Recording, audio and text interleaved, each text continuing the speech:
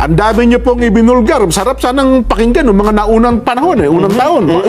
Ito, tsaka ano to, presidential dating nito. Kaya lang, Pero hanggang ngayon, yun. puro salita. Pag 13 taon na po namin narinig, Senador Ping, parang aywan ko lang. Sana may pagbabagong kala ko pa naman kamay na baka lang magsalita, no? Kala ko naman Oo. magtago na kayo, parang ganun Ganun Yung pala, sana, parang, may puwersa parang napilitan lang yatang natanong ng reporter. Nasubuan natin ng tanong, ano gagawin Napilitan ninyo? sumagot. Pero hindi sana sana, naman. hindi sana ganyan, ha? Pero sana naman, baka ano siya, hindi lang vocal, pero sa action naman siguro ay... Tingnan natin, ha? Yun. Oo. Kasi sabi nila, hindi po pwedeng lalambot-lambot ngayon. Sa mga panahong ito? Sa panahon ngayon? Hindi. Oo. Pagka ganito na nagkakasundo, ang Oo. dati nag-aaway-away, ang pinagkakasunduan ay para sa Taong bayan. kapakanan ng bayan, Oho. dapat naman na tayo. Makiisa tayo dito. di ba? Totoo. Tulungan natin ng Pangulo. Totoo? Oo. Kasi alam mo, Nelson, siguro sana napansin na ng ating mga kababayan. Doon sa paunang pananalita ni Senador Marcoleta, Oo. ang kinote niya halos lahat Oo. ay ang natuklasan ng Pangulong Bongbong Marcos. Yun nga. Di ba? Mga natuklasan niya. Ibig sabihin, maging sa sona ng Pangulo, yun din ang nagtitrigger ngayon sa investigasyon ng Senado. Oo nga. At alam mo ba, mayroon pa dumagdag na isa bukod sa BR. Meron pa. May dumagdag din. Kanina po, halos katatapos lang na bagamat may sakit. Pinilit pong tumindig ni Senador Pampilo Ping Lacson. May sakit ba si... May sakit, halata sa boses niya. At saka nakiusap nga si Senador Tito Sen, yung kanyang sparring partner.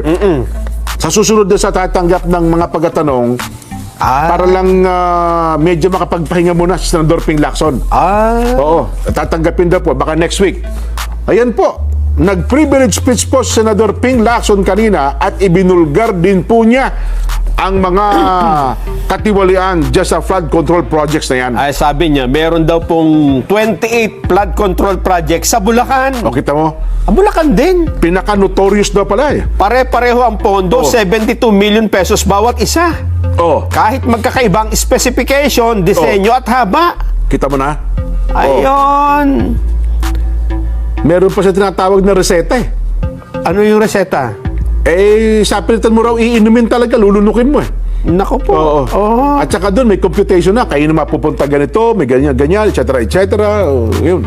Ito daw po yung mga ibang lugar, ha? Oo.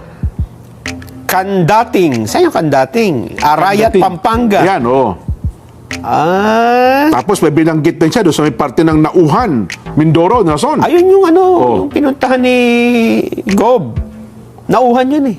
Nauhan ba yun? Kay Dolor? Oo. Ganun. Nandun nga si Crystal ngayon, yung ating, Oo. doon siya nakatira ngayon. Ganun ba? Oo, ang kahirap. Napunta ako dyan, Nelson, sa basaging Nauhan. Napakahirap ng Nahirap buhay ako ng mga kababayan dyan. Akala ko, huling pagkakataon na namin. Dalawa pa naman kami ni Kong dati noong time na yun. Oo. Nag-anak kami sa kasal eh. Ayun nga. Ang problema dyan, ha? Ayan Arayat, Pampanga. Ito palang mga project na ito, merong 2018 pa. O, kita mo na. Napondohan ng 20 million. Oh. Paulit-ulit pinopondohan, hindi na... Hindi na tapos-tapos. Tapos, Oh. palagay ko ganun ang balak dyan sa yung napuntahan ng Pangulo. No? Yun na nga, natutupasan. Completed. Oo. Ngayon may panibagong budget. Kasi Oo. may budget hearing na naman di ba? Oo. Hihingan na naman ng budget yan. Yun nga ang Kaya hindi ko nangyayari. kumpleto, Oo. Pero ako, Nelson, ayoko lang puntahan yung privilege speech si Senador Ping Lacson eh. Sa Pangulo lang, sapat na ako. Sapat na ako. Kasi, wag naman sana magdamdam yung mga supporters at mga tagahanga ni Senador Ping Lacson.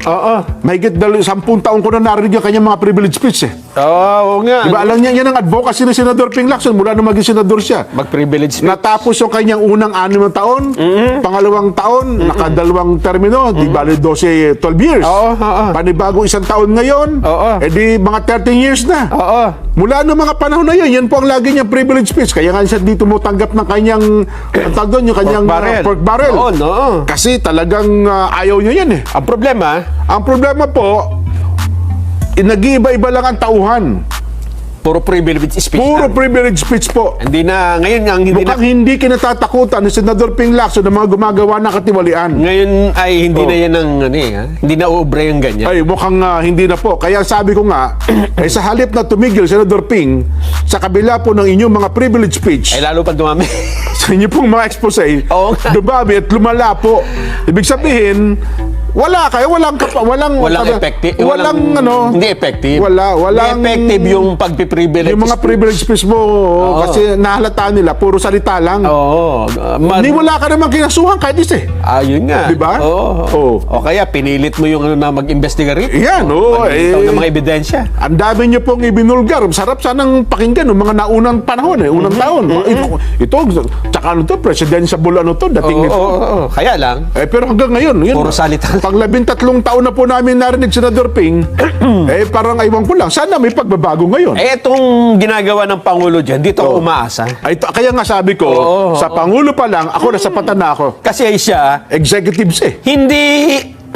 Iba kasi yung privilege speech. Pakita ka ng mga slides. Yan. Kesa dun sa nandun ka talaga. Yun. Di ba? Kagaya nung balak gawin ni Senador Dante Marcoleta. May daldalang May bako. dala-dalang bako. At titingnan nila lahat. Oo, Di ba? tinawagan ako, Nelson. Sabi mo, pakisabi mo nga kay Nelson, kayong dalawa ni Nelson na magbubuhat ng bako. Ang bigat naman. Sabi ko, boss, pwede bang wag muna kayo?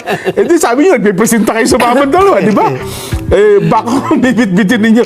Sa lahat na napupunta niya, bibit-bit na bako eh. Bigat naman yan. Sabi ko, Sen, ang bigat naman na gusto niyo patrabaho sa amin. Kaya ang sabi ng iba, Jen, Oo. dapat din itong Pangulo natin, dahil galit na siya, Oo. dapat hindi lang din salita ito. Ayun, Di ba?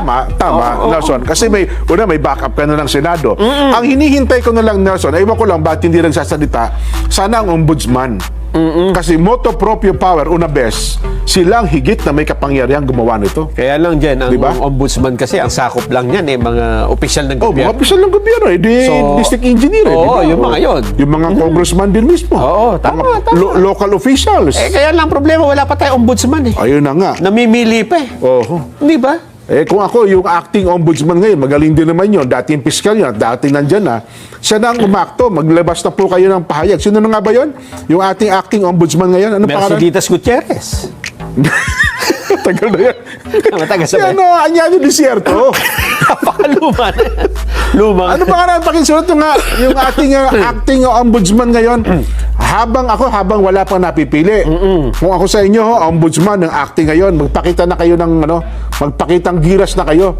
Kasi hindi naman kayo pinipigil ng Pangulo, di ba? Kaya lang In support of Sa isang banda naman dyan, baka naman sabing, hindi, acting lang ako, baka naman masabing umi-epal agad ako, meron ng under process na yung pagpipilian, ha? Ako naman, Nelson, di ba yung umepal ako para sa ganitong pagkakataon, i-epal na talaga ako. Sa bagay, Pangulo na nagsasalita Pangulo na, at saka ako, ombudsman, tanod bayan ako eh. Ikaw naman talaga may trabaho niyan. Trabaho Sino pa ko. ba? O, diba? Hihintayin mo pa ba yung, kung matagal na yung pagpili, di ba? Kung tumagayan, tatagal pa ng tatagal yan. Bilang ako po tinalagang acting ombudsman, gagawa na po ako ng kaukulang aksyon sa mga bagay-bagay na ito. Gagamit na po ako ng bareta di cabra. Nako! Ang atin magiging Vox Populi may kinalaman sa bagay na yan. Ang tanong, kailangan na ba ang kamay na bakal? Kailangan na ba ang kamay na bakal sa pagsugpo sa mga sangkot sa anomalya ng flood control projects? Ang sagot Para niyo po sa yun. mga Gen Z, Gen. Kasi may mga viewer tayo, listener na medyo mga moderno yan. Minsan makabago. hindi rin konti lang pagkakaalam sa language natin. Oo. Ano bang... Kasi baka akalain nila, ano yung kamay na bakal? Ha? Oo nga, no? Saan tayo hihiram yan? Kay Iron Man. Kasi si Sen Marcoleta, martilyo lang yung hawak niya eh. So, ano nga, pag sinabi mong kamay na bakal, full implementation of the law. Ayun. Diba? Oo. Mahigpit talaga. Mahigpit, buong higpit. Buong tapang. Yan, oo. May lalambot-lambot, di ba? At yung kamay na bakal na yon, walang tinitignan kamag-anak, kung ano naman yon. Yun. Tabahan na kung sinong tabahan. Bakal yun. Bakal yon. Naku. At saka ang bigkas po, bakal. Hindi. Hindi yung bakal. May pinantik sa dulo. Kamay na bakal. Ayun, ang delikado tayo doon. Parang disgrasya tayo doon, ha? Ulitin ko po ang tanong. Kailangan na ba ang kamay na bakal sa pagsugpo sa mga sangkot sa anomalya ng flood control?